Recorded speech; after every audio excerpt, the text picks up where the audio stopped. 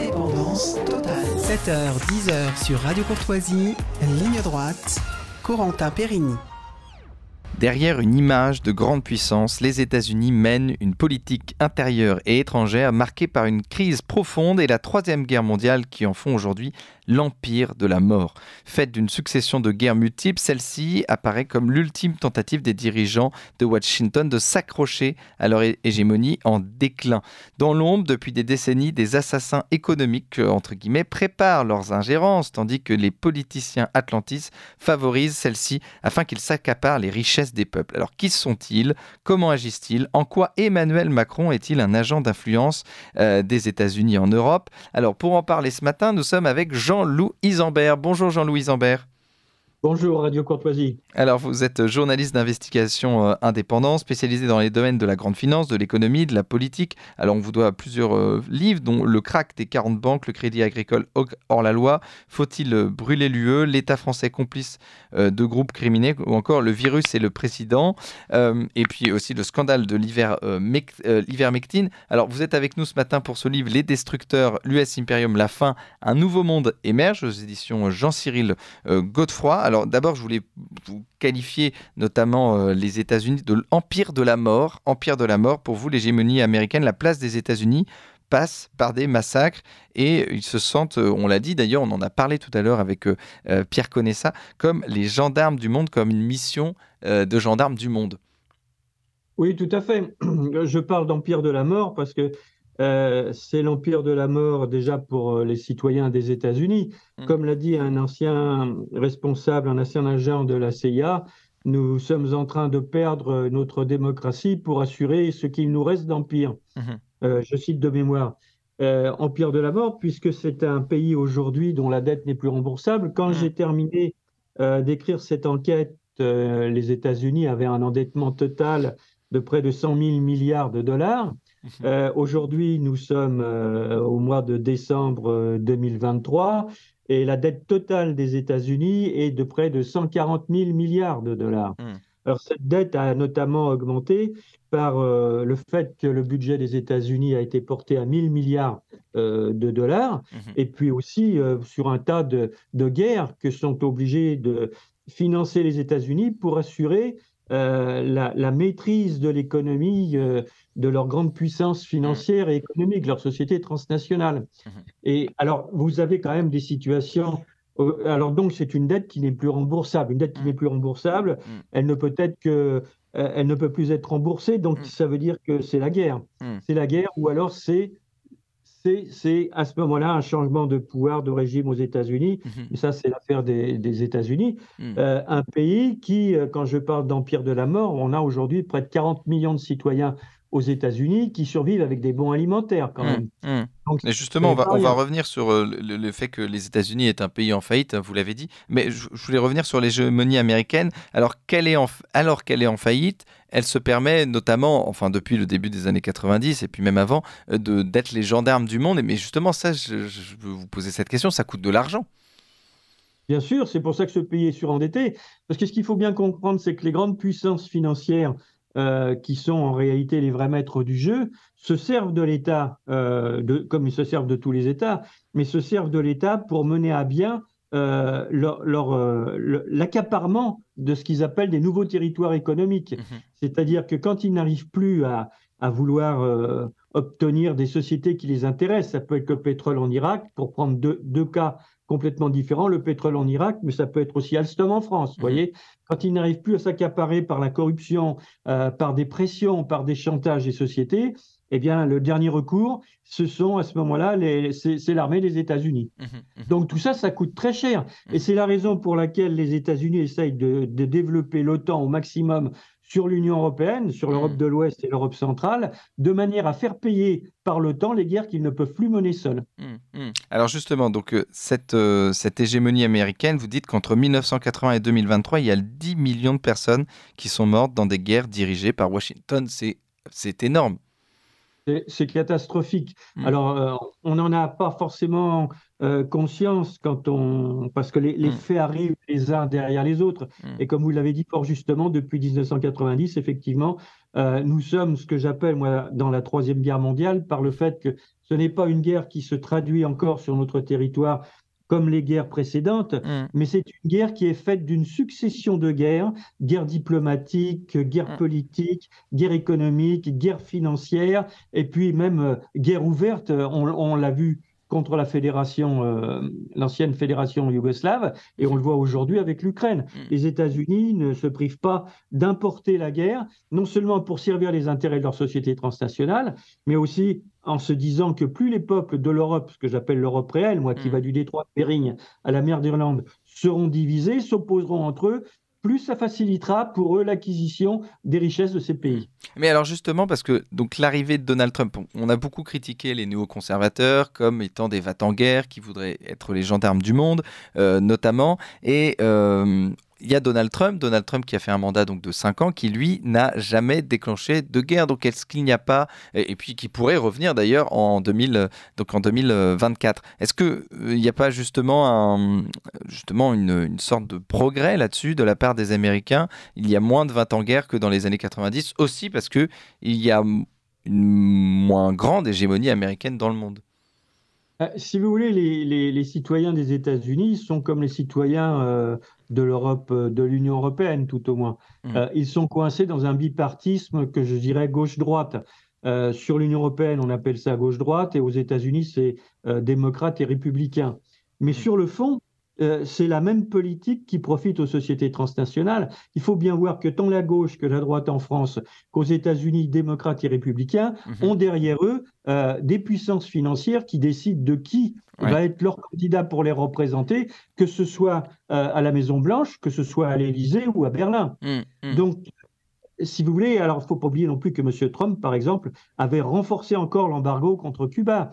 C'est lui, il a également déclaré concernant la Libye, mais à quoi sert la guerre contre la Libye si ce n'est pas pour s'accaparer le pétrole? Donc vous voyez, c'est quand même, il faut se méfier des... Alors évidemment, on peut dire, Trump, il va changer les choses, etc. Il peut faire des modifications ici ou là, mais sur le fond, ça ne changera rien. Il a remis en cause, par exemple, toute une partie des lois sur la sécurité sociale qui avait essayé d'instaurer l'ancienne administration démocrate. Vous voyez. Donc, sur le fond, c'est la même politique, c'est les mêmes sociétés transnationales qui sont derrière. Mais alors justement, dans cette Amérique, on parle notamment de l'État profond américain qui, lui, serait très influent. Et justement, on peut se demander, quoi qu'il se passe, cet État profond américain est tellement influent que finalement, on va continuer cette destruction, hein, vous les appelez les destructeurs de ce US Imperium américain. Oui, vous avez vu l'interview que j'ai faite de ce qu'on appelle un des assassins économiques de John Perkins, qui a lui-même travaillé pendant plus d'une dizaine d'années au sein d'un groupe qui s'appelait le groupe Bechtel, qui s'appelle du reste le groupe Bechtel. C'est un économiste de haut niveau qui avait été recruté par un agent de la NSA, National Agency Security. Security Agency, pardon. Et au départ, il y allait, lui, en disant je vais travailler sur les pays. Il était plus spécialisé sur les pays d'Amérique centrale et d'Amérique latine, du Sud. Et il pensait, lui, travailler pour gagner des marchés pour les sociétés des États-Unis. Très vite, il avait au-dessus de lui une responsable qui était liée à la NSA qui lui a dit mais il faut bien comprendre que ton travail, ça consiste à utiliser tous les moyens de manière à ce que nous puissions, à ce que nos sociétés puissent prendre ce qui les intéresse, puissent se développer et s'implanter. Alors, il a continué ce travail, mais il a vu comment s'organisait, par exemple, l'endettement de pays. Sous couvert de plans de reconstruction ou sous couvert de plans de développement, mais un surendettement tel qu'au bout du compte, après, les pays n'ont plus d'autre choix que de passer par les sociétés transnationales, qui, elles, s'accaparent évidemment les marchés, mais qui se retrouvent après avec des pays qui se retrouvent surendettés. Le cas de la Grèce en Europe c'est l'un les cas les plus flagrants. Le cas de l'Ukraine aussi aujourd'hui, parce que les médias français n'en parlent pratiquement pas, mais l'économie de l'Ukraine aujourd'hui n'existe plus.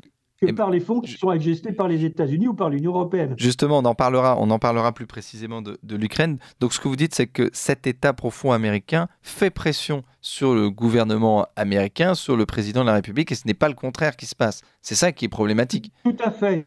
Si vous voulez, ce que m'explique Perkins, quand j'en discute avec lui, il me dit, mais il faut bien comprendre que ceux qui dirigent le monde, ce n'est pas ceux qui sont à la Maison-Blanche, c'est ce qu'il appelle, lui, la corporatocratie.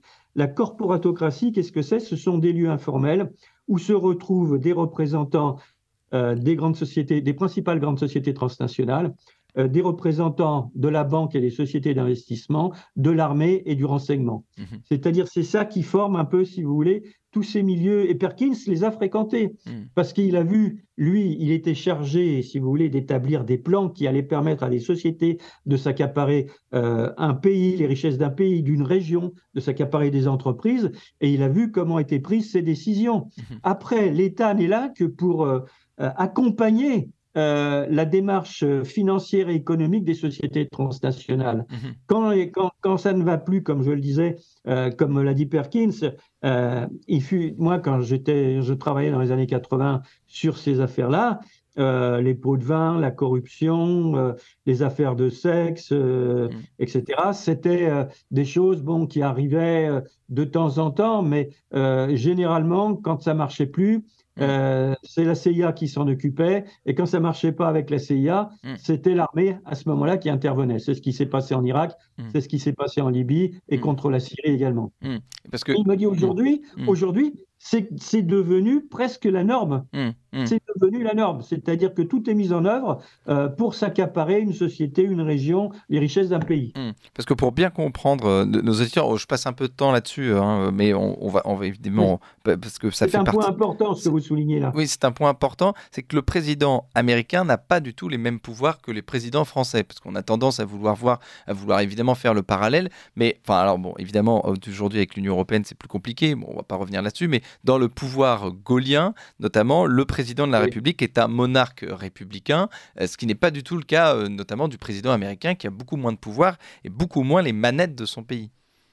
Oui, encore que vous avez aujourd'hui en France, depuis le départ du général de Gaulle, où vous aviez quand même un État qui fonctionnait de manière relativement démocratique, vous avez eu après l'arrivée des atlantistes au pouvoir, notamment avec l'arrivée de M. Giscard d'Estaing, qui lui participait à des organisations atlantistes qui ont été mises en place par les États-Unis pour repérer et favoriser l'introduction dans l'appareil d'État des gens favorables à l'hégémonie des États-Unis, ce que j'appelle l'US Imperium. Et si vous voulez, vous avez eu toute cette infiltration qui s'est fait sur les principaux ministères, principalement les finances, le Quai d'Orsay, bien sûr, où les dossiers ne sont pratiquement traités que par des atlantistes. Mais Monsieur Macron comme Monsieur Biden sont tous les deux redevables, ils n'ont pas à subir de pression. Ils ont été mis en place d'un commun accord entre les principales banques et les principales sociétés financières et les milieux atlantistes, et ils ont été mis là pour favoriser les intérêts des grandes sociétés transnationales. Quand vous prenez toute l'action, vous avez vu, j'en parle dans le livre, quand je traite justement comme destructeur du cas Emmanuel Macron, si j'ose dire. On va revenir plus profondément. Quand vous prenez toute l'action d'Emmanuel Macron, depuis son entrée à l'Élysée jusqu'à aujourd'hui, il a toujours favorisé les intérêts de sociétés étrangères, principalement de sociétés transnationales états-uniennes. Que ce soit la privatisation, les transports, que ce soit Alstom, ça a été vraiment la cerise sur le gâteau, l'administration de la privatisation avec McKinsey, etc. etc. On va revenir sur Emmanuel Macron, évidemment, on va consacrer un temps précis, Jean-Louis Zambert. Je rappelle le titre de votre livre, Les Destructeurs, aux éditions Jean-Cyril Godefroy. Alors, vous dites, notamment aux États-Unis, Washington sème la guerre en Europe. Alors, c'est pas ce qu'on m'a appris, moi, à l'école, parce qu'on nous avait appris que... Non, à l'école, non. Vous avez appris que les États-Unis et l'Europe étaient alliés, mais vous vous, ce que vous dites, c'est depuis la Première Guerre mondiale, les dirigeants de Washington s'emploient à diviser l'Europe entière, qui s'étend du détroit de Bering à la mer d'Irlande, sous couvert de défense de la démocratie, entre guillemets. Ils attaquent la Russie et opposent les Européens entre eux, étape du calendrier de Washington de la destruction européenne. Alors, est-ce que vous pouvez revenir justement là-dessus pourquoi on nous a expliqué que les États-Unis étaient nos alliés, et vous, ce que vous dites, c'est qu'ils sont pour une destruction de l'Europe. Et on rappelle aussi que c'était la thèse aussi de François Mitterrand, qui avait dit que nous étions en guerre économique avec les États-Unis. Ouais, tout à fait. Alors, ce qui s'est passé, si vous voulez, pour comprendre ce que nous vivons aujourd'hui, il faut remonter aux années 1918-1920, où les États-Unis ont constitué là un premier bloc, si je puis dire, qui comprenait une vingtaine de pays qui, du jour au lendemain, sans déclaration de guerre, sont intervenus contre la Russie révolutionnaire. Pourquoi? Parce que vous aviez avant, avec le régime tsariste, des entreprises, principalement des États-Unis, qui avaient investi beaucoup en Russie. Alors, vous aviez des banques, vous aviez évidemment, vous retrouvez Rothschild, Rockefeller, la Barclays, la Société Générale, etc. Et bien d'autres, et aussi, surtout, des sociétés qui étaient dans le domaine du pétrole. Et quand vous avez eu la révolution russe, ce qui s'est passé, c'est que les révolutionnaires russes ont nationalisé ces entreprises en disant maintenant, ces entreprises, les actionnaires peuvent rester, mais ces entreprises, les richesses qui sont produites par ces entreprises vont être mises non pas au profit d'actionnaires qui se trouvent à l'étranger, mais vont être mises au profit du développement du pays. Et ça, ils n'ont pas pu supporter ça. Pour eux, c'était la confiscation de biens qui leur appartenaient dans un pays qui devait leur appartenir.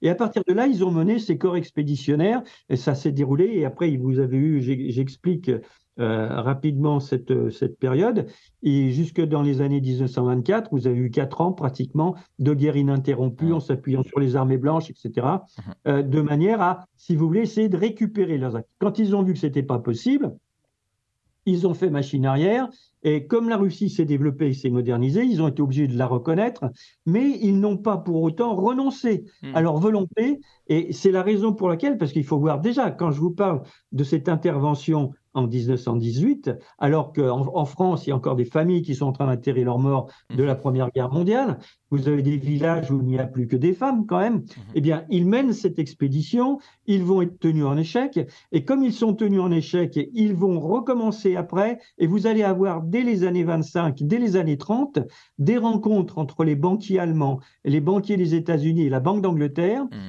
pour voir, ce sont eux qui vont choisir dans une réunion Adolf Hitler pour qu'il soit nommé chancelier, et de manière à ce qu'il ouvre un nouveau front. Ils ont fait avec l'Allemagne ce qu'ils font aujourd'hui avec l'Ukraine, c'est-à-dire ils essayent d'établir une plateforme, un avant-poste, si vous voulez, pour mener une nouvelle guerre, pour essayer de s'approprier ces territoires. Mais c'est complètement fou, parce que quand vous voyez à l'époque, en 1918, ils s'étaient partagés avec le Japon et ces territoires. Alors, vous aviez une partie, les Anglais, par exemple, toute la partie des pétrolifères, ils avaient carrément créé une confédération où ils pensaient s'accaparer, eux, toutes les ressources pétrolières. Donc là, ils étaient présents, Liban, Liban c'était français, Syrie. Il y avait le charbon, l'armement, l'or, bien sûr, et puis tout un tas de ressources, le bois, donc tout un tas de ressources, et ils pensaient prendre la Russie, si vous voulez, en tenaille, avec le Japon qui est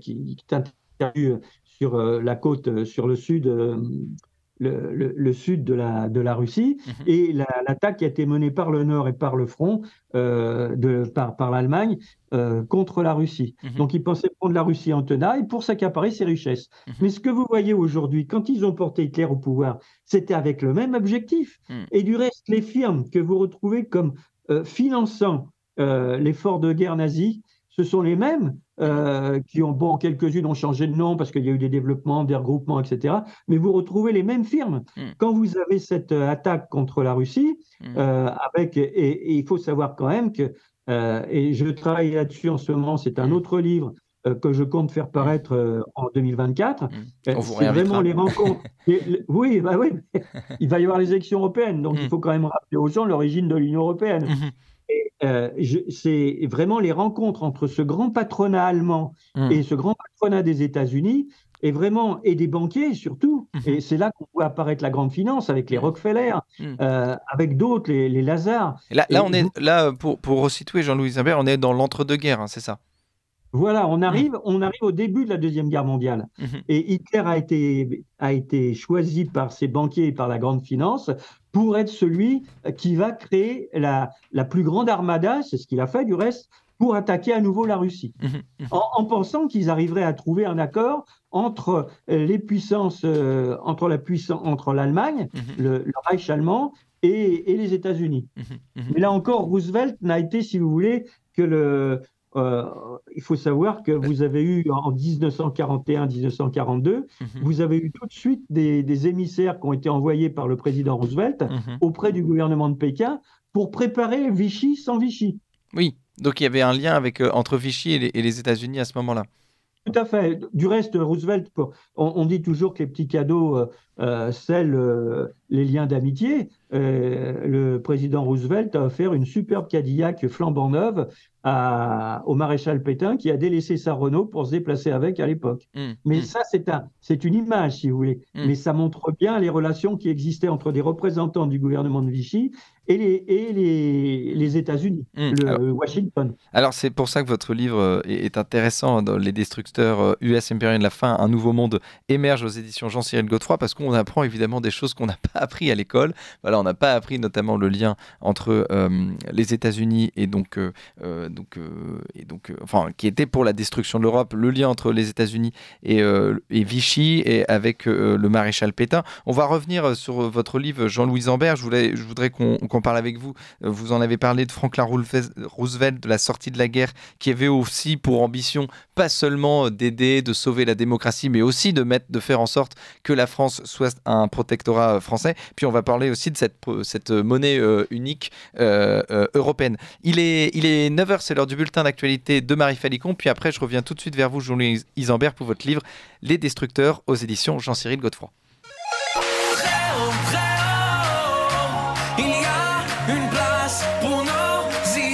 Vue de haut.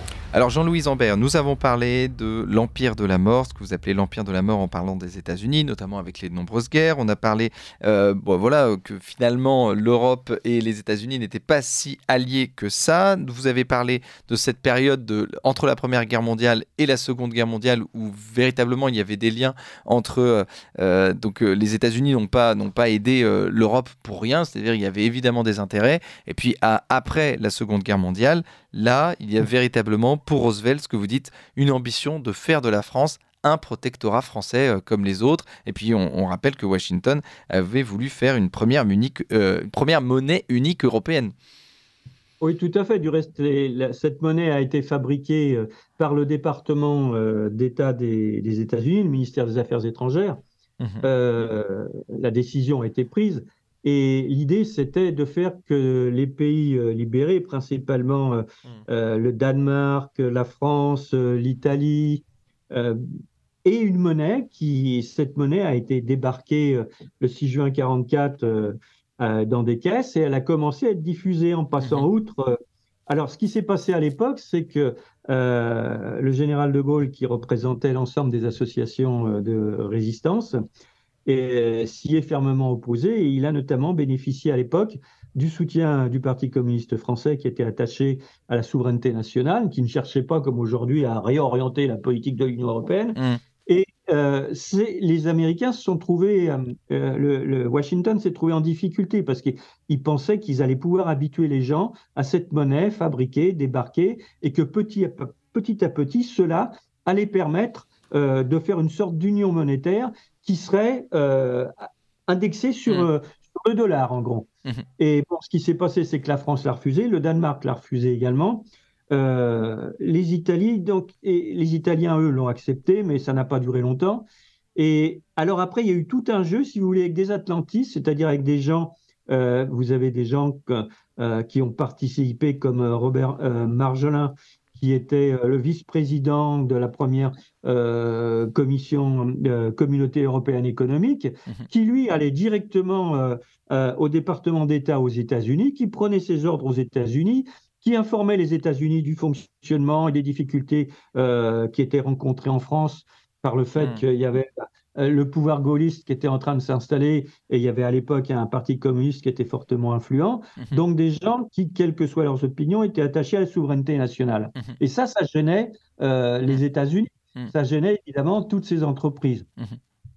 Et vous avez eu, alors après, non seulement vous avez eu, mais alors ils sont revenus, si j'ose dire, chassés par la fenêtre, par la porte, ils sont rentrés par la fenêtre, et il y a eu après la recherche, vous verrez dans le livre que je vais sortir en 2024, où vous avez une note interne auquel participent plusieurs des principaux dirigeants de Washington avec Robert Marjolin, et qui dit surtout, il faut préparer cette union monétaire, et surtout, il ne faut pas en débattre, il faut agir de manière à ce que cette union, au bout d'un moment, devienne inévitable. Donc, éviter absolument le débat sur cette question d'union monétaire. Et c'est pour ça que toutes les premières organisations supranationales, que ce soit la communauté économique européenne, la communauté du charbon, de l'acier, et puis après, plus tard, les organisations qui vont conduire, qui sont le creuset un peu de la future Union européenne, qui voit le jour en 1992-1993, toutes ces organisations sont placées plus ou moins sous contrôle direct de clubs et d'organisations atlantistes qui sont financés par la CIA et qui ont pour mission, ils le disent eux-mêmes, de promouvoir ce qu'ils appellent les États-Unis d'Europe. Je pense que la formule résume à elle seule les objectifs qui étaient visés. Oui, tout à fait. Donc des États-Unis d'Europe, un État finalement comme les États-Unis d'Europe, un État fédéraliste. Puis mais le problème, c'est que cet État fédéraliste serait sous la coupe des Américains. Alors, il y a beaucoup de choses dans votre livre, hein, c'est très riche. Vous dites notamment un siècle d'agression occidentale contre l'Ukraine, mais je voulais vous parler, parce que vous en avez parlé,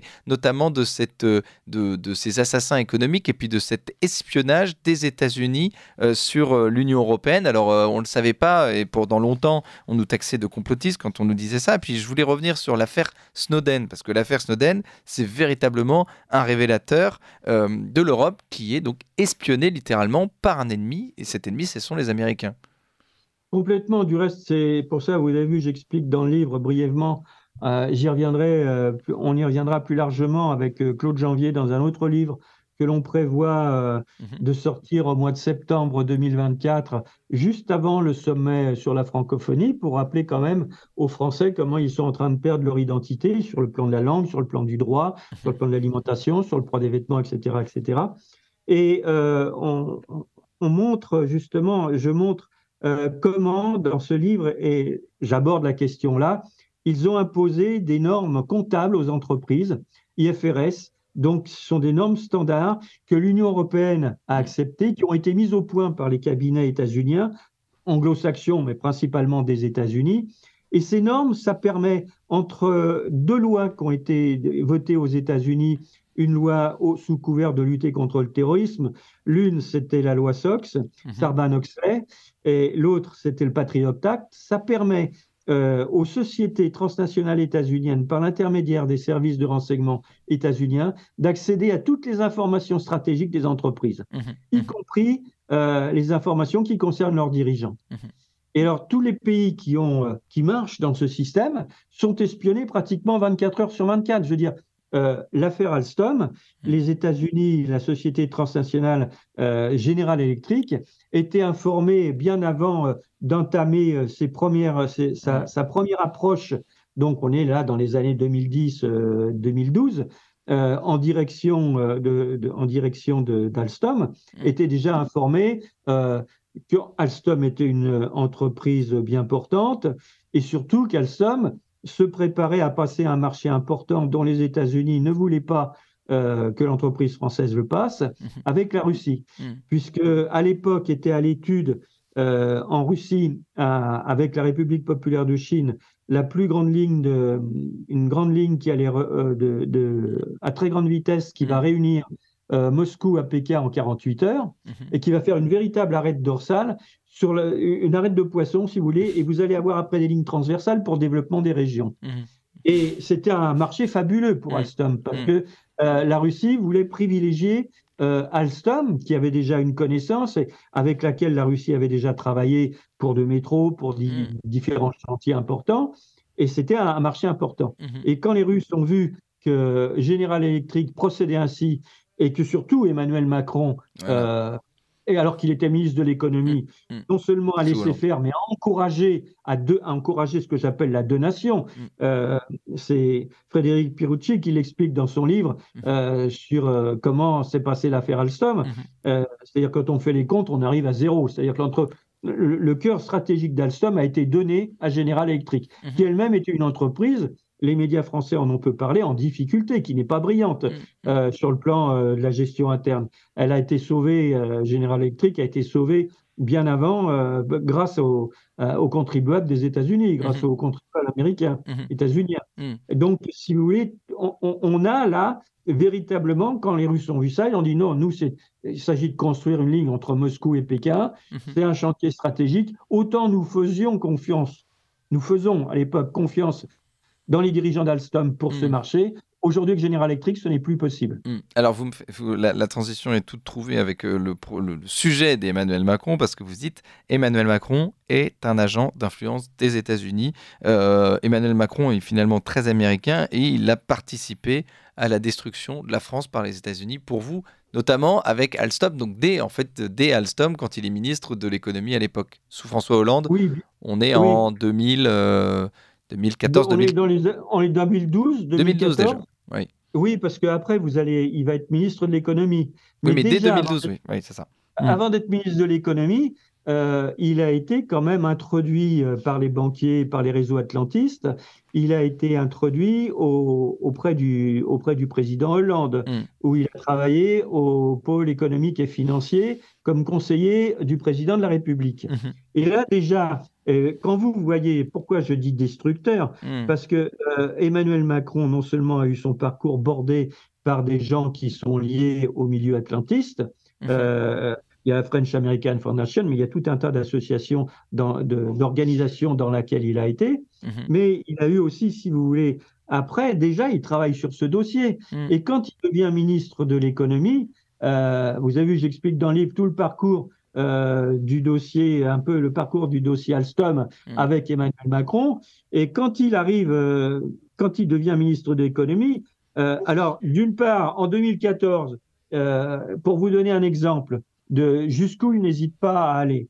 En 2014, il dit que l'affaire Alstom, au fond, la vente à General Electric, ça a été un processus de 6 mois de discussion approfondie qui associe l'État, les syndicats, la direction générale des entreprises. Mhm.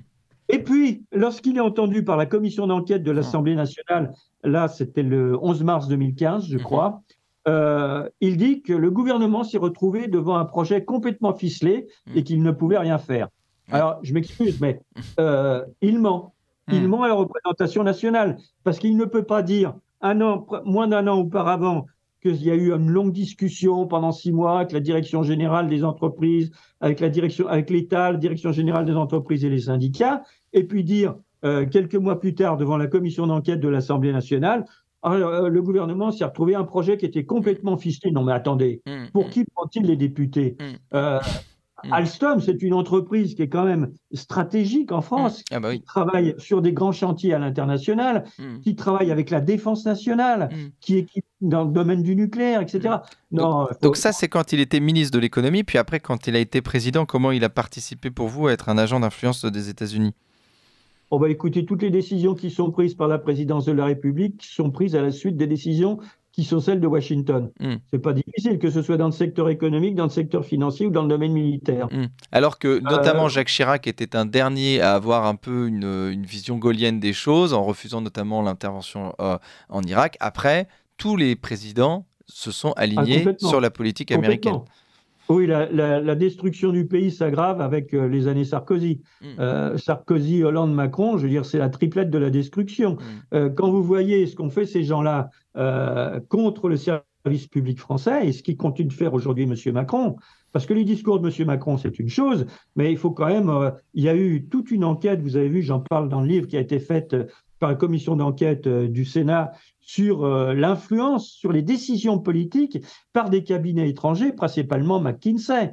Donc, quand vous voyez et comment on passe aussi du secteur public, du secteur privé au secteur public, et pour revenir après dans le secteur privé, des dirigeants de sociétés qui sont des filiales de sociétés des États-Unis, qui ont eux-mêmes travaillé avec Microsoft, je veux dire, là, vous avez vraiment, c'est la mise sous séquestre de l'administration française par des groupes étrangers. Ça, il y a des noms, vous avez vu les noms que je donne, et c'est pour ça que j'ai pris ces 3 dossiers pour bien montrer comment Emmanuel Macron était un destructeur de la nation française. J'ai pris le dossier Alstom, j'ai pris le dossier de la privatisation de l'administration française, avec notamment la question de la campagne vaccination anti-Covid-19, et puis la guerre contre l'Ukraine, où là encore, vous voyez Emmanuel Macron qui pourrait parler d'une voix, puisqu'il était avec la chancelière allemande de l'époque, le responsable de l'application, l'un des responsables de l'application des accords de Minsk, Minsk 1 et Minsk 2, qui avaient été signés entre les différentes parties, et au lieu de faire respecter ces accords par l'Ukraine, non seulement il ne les a pas fait respecter, et au lieu de faire appliquer les accords de Minsk pour trouver un accord par la voie diplomatique, si vous voulez, ce qui était possible, on a envoyé des armes. C'est-à-dire qu'on a, en procédant ainsi, le président de la République a contribué non pas à la résolution du conflit, mais à son aggravation. Et puis ces liens évidemment entre Emmanuel Macron et le cabinet McKinsey, qui est un cabinet américain, on le rappelle.